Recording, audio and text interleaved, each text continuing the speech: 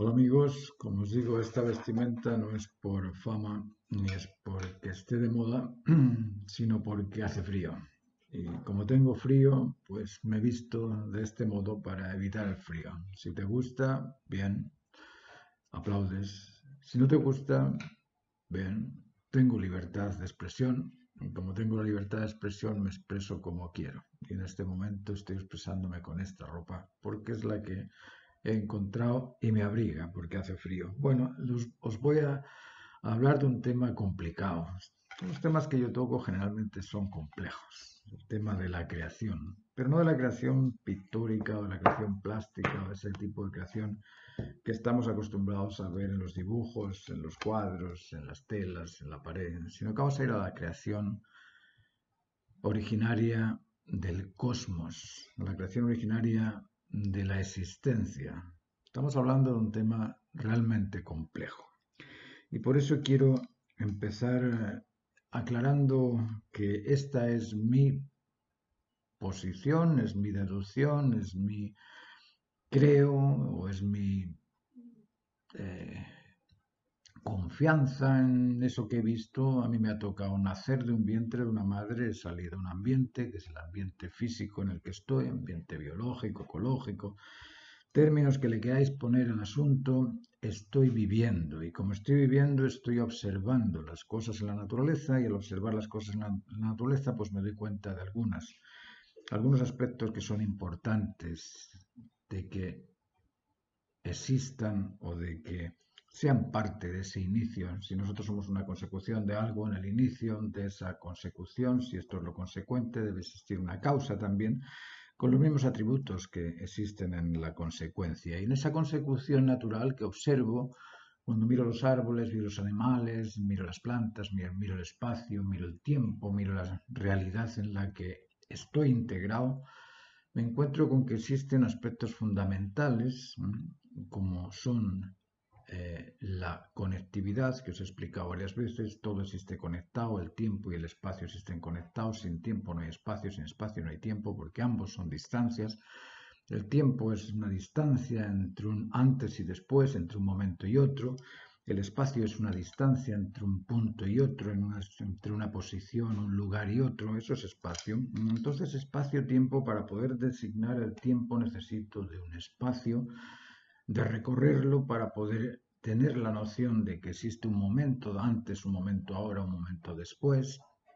Y lo mismo con el espacio, para poderlo recorrer necesito de velocidad. Luego la velocidad es un aspecto conectivo. La velocidad te implica que tiene que existir un movimiento y ese movimiento tiene una orientación, una dirección y un recorrido. Tiene esos tres aspectos: orientación, dirección y recorrido. Ese movimiento va en alguna dirección, hacia algún lugar y durante algún tiempo, algún proceso de desarrollo o algún recorrido.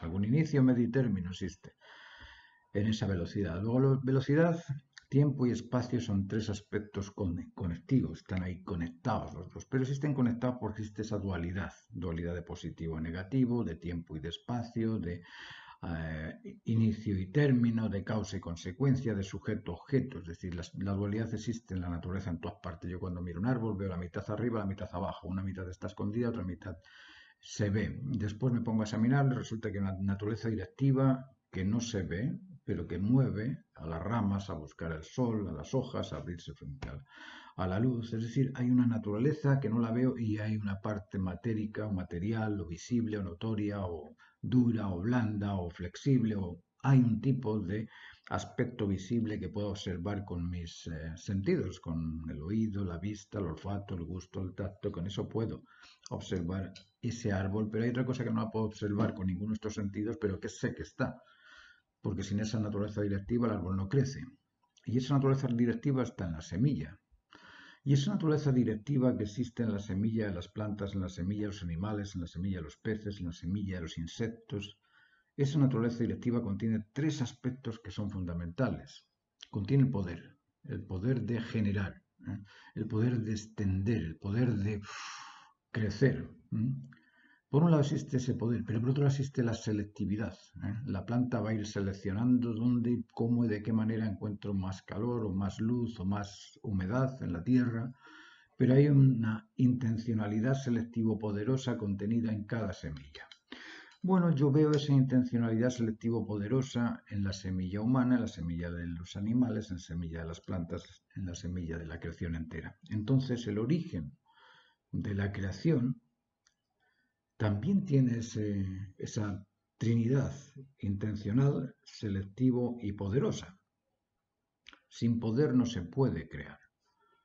Sin intención no se justifica la necesidad de hacerlo. Y sin selección no voy a ser capaz de hacer una cosa distinta a la otra. Y si nos observamos en la naturaleza, vemos una diversidad enorme. Y esa diversidad viene por eso, porque cada cosa tiene una intención detrás.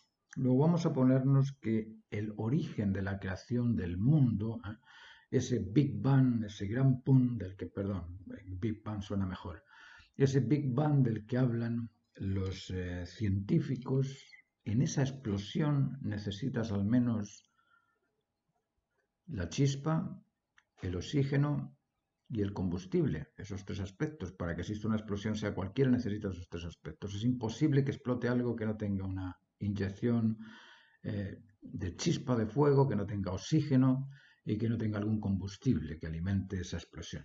Luego, esos tres elementos están en el fuego, están en la explosión, luego debe existir también esos tres elementos en la primera energía universal. Vamos a llamarle primera energía universal a esa primera fuerza que expande o que creó o que no sabemos cómo, pero inició este desarrollo cósmico en el que nos movemos. ¿Vale?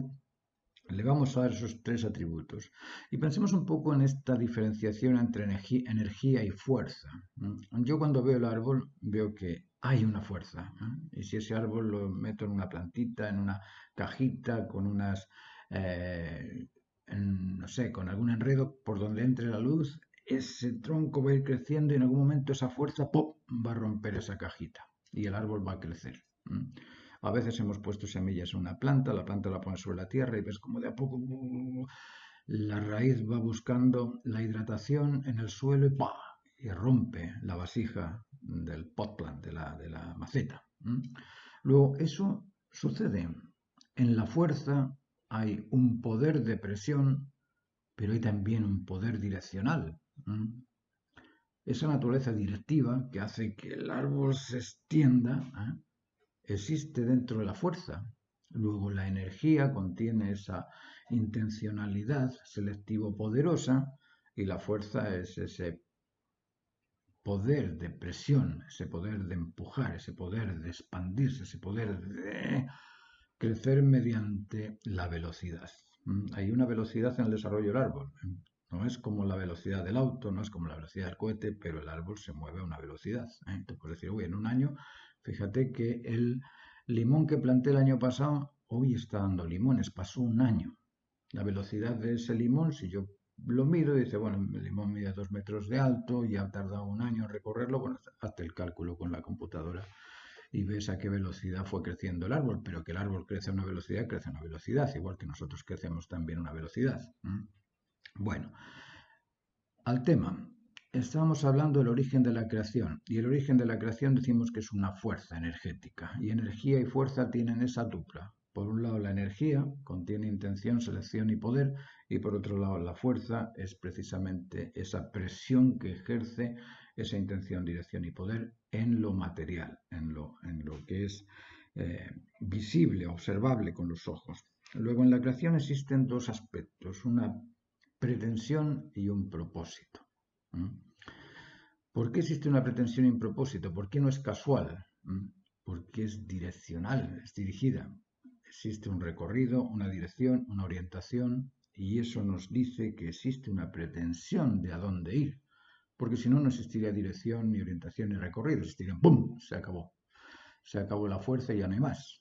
Y no se regenera, y no se recrea. Es decir, no hay una reproducción de eso constante. Y resulta que la naturaleza tiene eso por misión. La misión de la reproducción está en todas las semillas. Absolutamente todas las semillas existen para reproducirse. Luego, si existe una reproducción gradual consecutiva, es porque existe una pretensión de llegar a algún lado. Que sepamos a dónde llega, ese es otro tema. Que no sepamos cuál es la pretensión, ese es otro tema. Pero que existe pretensión y existe dirección y recorrido, existe. Eso lo vemos en todas las formas de vida que nos muestra el cosmos. Luego, pretensión y propósito existen. La pretensión sería el aspecto positivo, el propósito sería ese aspecto negativo. La energía y la fuerza son poder. En ambos casos son poder. Y es un poder intencional, selectivo, poderoso, como os digo. ¿Por qué es intencional, selectivo y poderoso? Por lo mismo que te decía, porque existe una pretensión existe la pretensión de una proposición. Y cuando existe la pretensión de una proposición, existe una consecutividad, existe una causa y una consecuencia ligadas. Y ese principio descartiano de causa y consecuencia existe en la naturaleza. Eso no es un invento, eso existe en la naturaleza. Bueno, esta fuerza, esta energía, resulta que tiene tres manifestaciones. Tiene una manifestación nuclear expulsiva, tiene una manifestación electromagnética de dar y recibir, de intercambio, de te doy si te das, de para allá y para acá. Y existe también una fuerza de gravedad o de recibir. Luego tenemos la expulsión, tenemos el intercambio y tenemos la recepción. Tenemos el emisor que entrega, tenemos el receptor que recibe y tenemos el dar y tomar, el dar y recibir. Ese intercambio de te doy y te entrego y recibo. Eso existe. Existe porque existe esa intención en esa intensidad del intercambio, del dar. Ahora, ¿qué es lo que produce este movimiento de la energía mediante la fuerza? Produce tiempo, produce espacio. Al salir de esta posición e ir a otra posición tenemos espacio-tiempo, tenemos velocidad también, tenemos presión y esa presión es temperatura, es calor. La energía tiene esa dupla de color y luz, de calor y energía, calor y temperatura. O calor y brillo, calor y luz. Es curioso que nosotros cuando frotamos un palo, al principio empieza la temperatura a subir y en un momento ¡puff!, se incendia e ilumina, surge la llama y la llama ilumina. Dentro de la energía existe esa dupla de calor y de luz también. Y lo vamos a ver en cuando crea o cómo crea esta fuerza, esta primera fuerza universal, esta primera fuerza originaria del cosmos.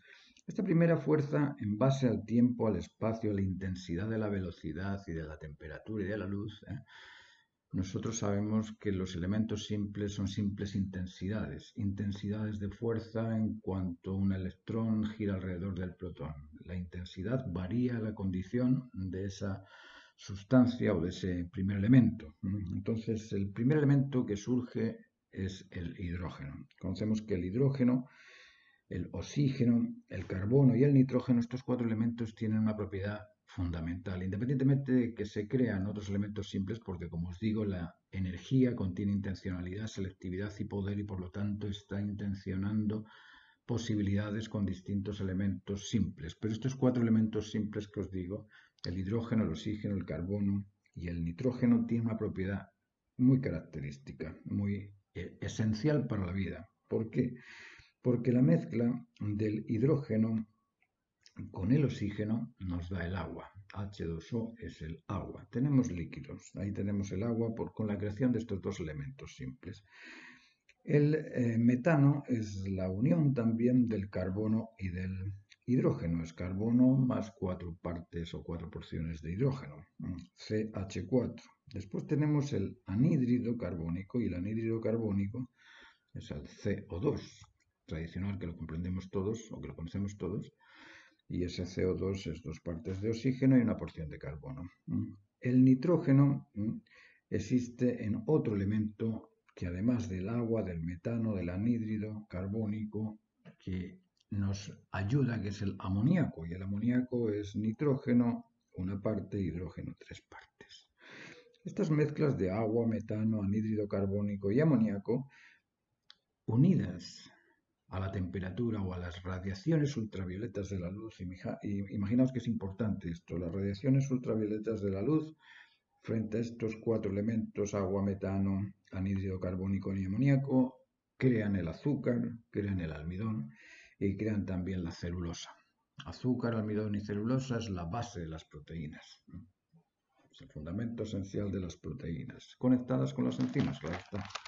Pero esa es la esencia de la vida, el azúcar, el almidón y la celulosa, que produce aminoácidos o proteínas. Os voy a dar un listado de lo que generan estas mezclas de estos cuatro elementos simples, el hidrógeno, el oxígeno, el carbono y el nitrógeno. Pues bueno, generan albuminoides, generan carbono, oxígeno, hidrógeno, nitrógeno, azufre, globulina, la fibrina, la albúmina de la sangre o la albumina de la sangre, la oseína de los huesos, la gelatina, el colágeno, la caseína de la leche, la creatina de la carne, los aminoácidos también, la adenina, timina, citosina y la guanina. Todo eso lo crea esta combinación de cuatro elementos simples, cuatro elementos nada más, mediante las enzimas, que son estos aspectos que distinguen entre las moléculas similares y que sabemos también que sin las enzimas, que son catalizadores inmediatos y eficaces, muy eficaces, sin estos catalizadores inmediatos las reacciones del cuerpo serían tan lentas que nos sobrecogería la muerte. Moriríamos sin el apoyo de las enzimas. Las enzimas poseen dos cualidades importantes, dos características que son en suma importantes porque las enzimas nos unen o rechazan moléculas mediante la ligasa que sirve para unir y la reductasa que sirve para rechazar, para desunir. Esta es una demostración palpable de que en las moléculas ya existe intención, selección y poder. Si existe el poder de rechazar o el poder de integrar, el poder de ligar, el poder de divorciar, es porque existe una intencionalidad detrás, existe también una selección y existe también un poder. Esos tres aspectos existen. Esa información selectivo-poderosa, intencional, es, como os digo, intencionada, es decir, la creación del universo es intencionada, igual que todas las cosas que existen en la creación son intencionadas. No existen por casualidad, al azar y toda esta cosa. Hay que ser muy ciego para decir, bueno, yo voy a ver si de cualquier semilla de la cocina, de las que me sobran del almuerzo, las tiro al patio y a ver si me sale un árbol de euros, que genere euros, porque como la cosa es casual, vamos a ver si me sale un árbol de euros. O voy a tirar las letras al aire y voy a ver si al caer las letras forman el Quijote. Esas cosas son, sí, tradicionalmente se nos están indicando la televisión, los medios de comunicación, los periodistas nos están informando que somos el producto de un gran pun y como producto de un gran pun somos casuales, somos azar, puro azar. Es decir, mis lentes están aquí por azar, mi boina está por azar, la bufanda está por azar, todo está por azar. No es porque yo tenga frío y la lógica del frío es arroparme, no, eso no existe, es azar nada más. Bueno, hay gente que todavía cree en eso.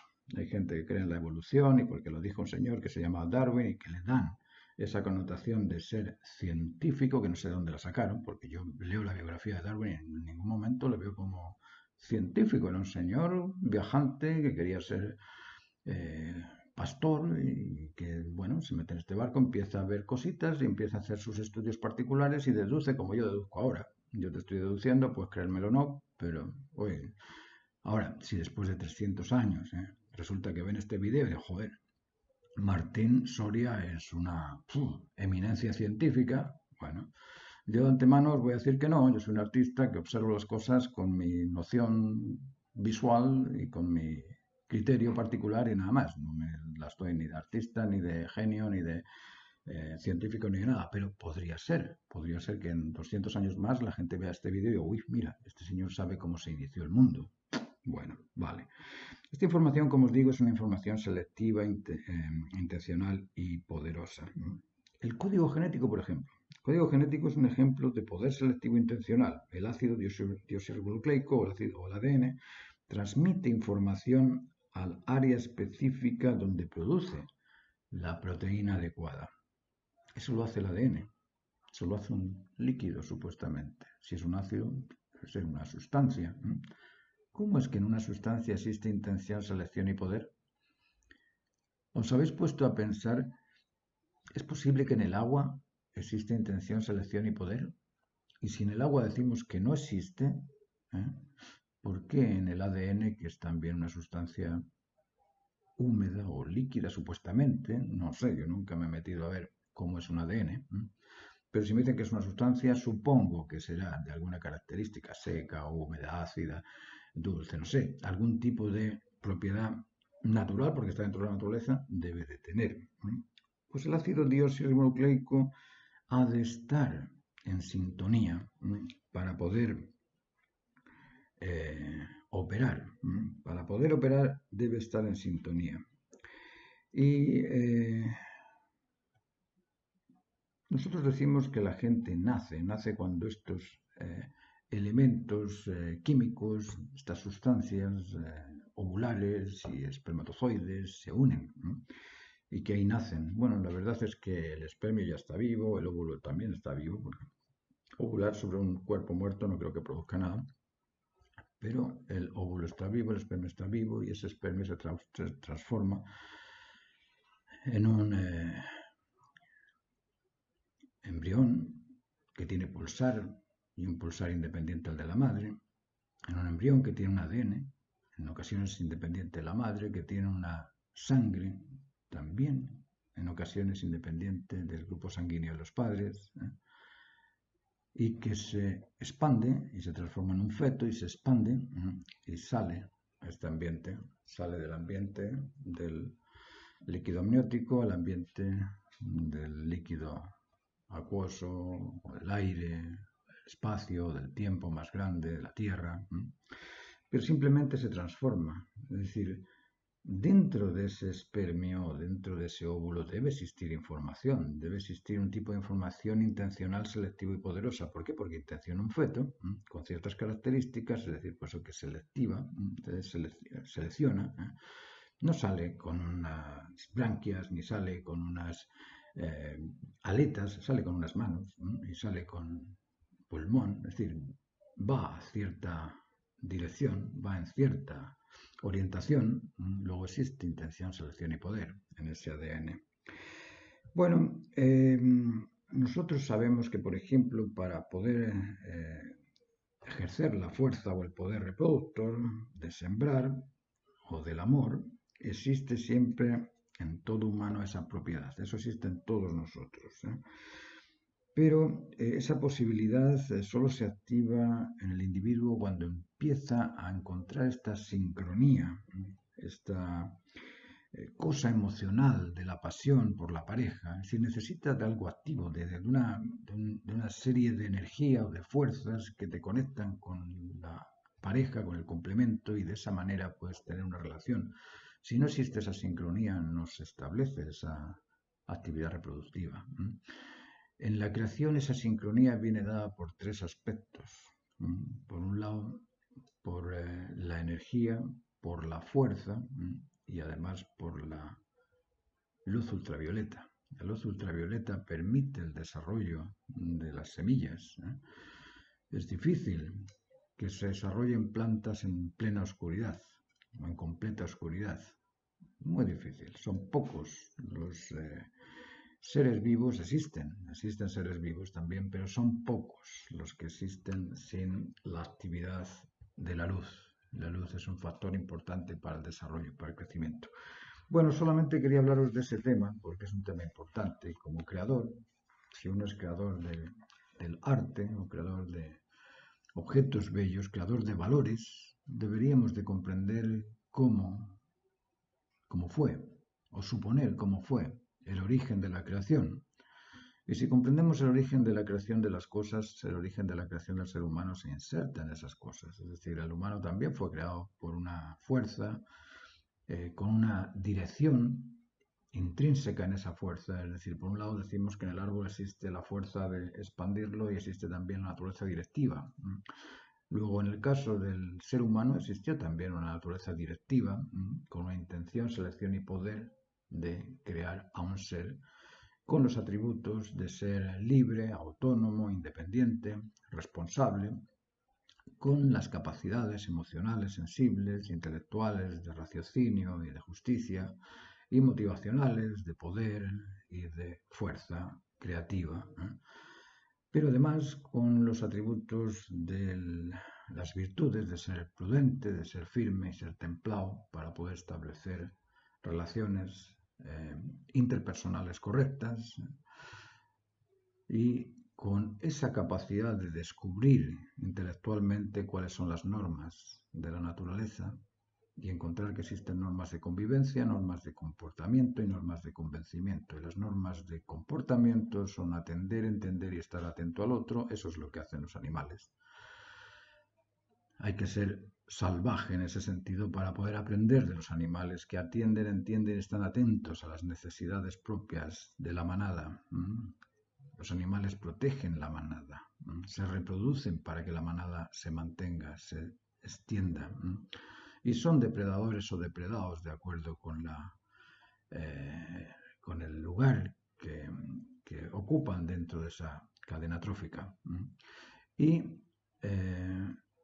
los seres humanos, además de tener esa capacidad intelectual de comprender cuáles son las normas de comportamiento, tenemos también las normas de convencimiento, que están basadas en la razón, en la confianza y en aquellas verdades que son constantes e inmanentes, es decir, que nunca dejan de ser convincentes, convencen siempre a todos. Y aquellas normas de convivencia que son las de seducir con afecto, con atender, entender y estar atento al otro, persuadir con el conocimiento certero, con la razón, con la justicia, con el acomodo, con la concordia, y de motivar al otro con lo ejemplar. Es decir, no imponer al otro, no invadir al otro, no obligar al otro, sino mostrarle con el ejemplo cómo se hacen las cosas. De esa forma tendríamos una especie humana natural, una especie normalizada en las normas de la naturaleza. Son pocas, como os digo, pero son terriblemente importantes. Por eso que os pido que compartáis este tipo de información con vuestros amigos, con vuestros familiares, con vuestros empleados en la empresa, con vuestros jefes, porque es muy importante que sepáis cómo convivir. Y para convivir simplemente debéis hacer lo que os digo, atender, entender y estar atento a las necesidades fundamentales del otro, no a las necesidades particulares, sino a las necesidades fundamentales. Si la persona está enferma, sanarle; si la persona está hambrienta, calmarle el hambre; si está sedienta, hidratarlo; si necesita algún tipo de ayuda, ayudarlo. Eso es atender, entender y estar atento a las necesidades fundamentales del otro. Después, no creer las cosas, olvidaos de los credos, olvidaos de la mitología, de la fantasía, de todas estas cosas abstractas y absurdas y subjetivas, y obrar en pro del objetivo, de aquello que es claro, que es fundamental, que es verdad, que es siempre y para todos convincente, que esa razón se ajusta a la necesidad que satisface ese caso en sí, lo que busca un juez en un dilema, en una confrontación entre, no sé, un posible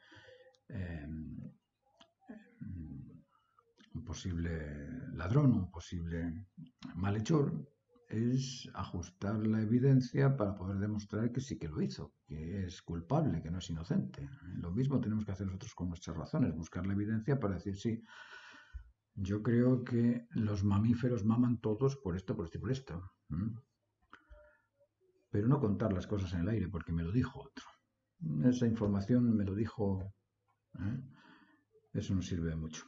Y por otro lado tenemos también lo que os decía, las normas de convivencia, de poder establecer unas relaciones humanas correctas cuando se seduce, persuade y motiva al otro con lo ejemplar, con la verdad o con el afecto vincular. Bueno, os dejo con esta preocupación y con esta, espero que haya sido una iluminación o que os haya sido de interés, porque es un tema interesante, y si podéis aportar también con vuestras ideas, yo os lo agradezco, porque yo estoy en el mismo proceso que vosotros de aprendizaje, así es que estamos todos en lo mismo, en el desarrollo de nuestra educación, y para educarnos necesitamos ir comprendiendo aquellas cosas que son ciertas, porque son siempre y para todos verdaderas. Muchas gracias y hasta el próximo video. Dejadme un link, dejadme un like si os gusta y suscribiros al canal también si podéis. y observar también otros vídeos de los que tengo aquí. Muchas gracias.